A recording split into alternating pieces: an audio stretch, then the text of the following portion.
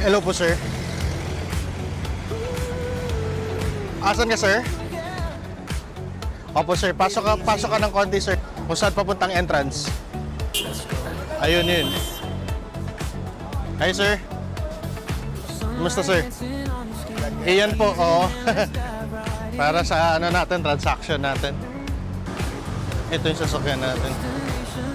So gawin muna natin, check muna natin yung sasakyan, tapos doon tayo sa loob para magpirmahan ng kontrata at saka ma-explain din kung ano yung dun sa kontrata. Bago pa yan, sir. Wala pang gas-gas.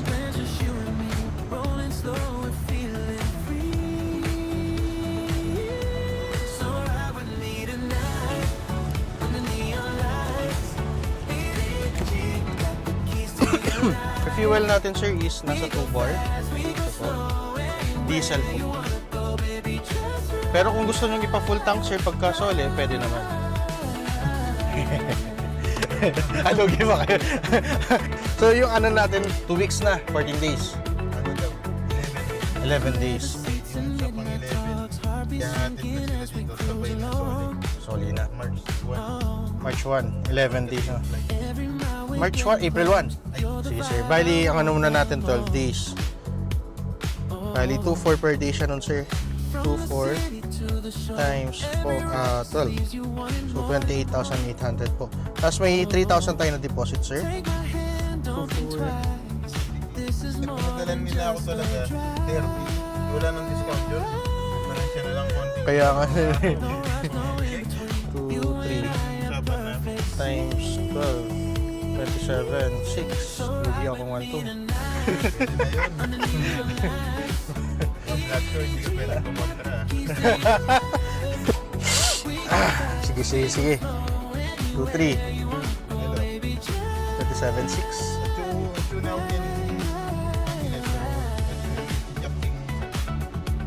sa akin na nararamdaman.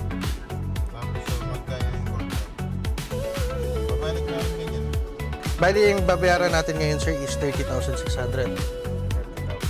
Kasama yung deposit na 3,000. Ito yung 3,000. Bali, Yung 12 days. yun yung 12 days. So, nalugi na ako ng 1, 2. Hanggang 31 no? 31 po. 2 p.m. 31 ng 2 p.m. 2 p.m. Ito na lang, sir. Name, address po ninyo, signature po, and signature po.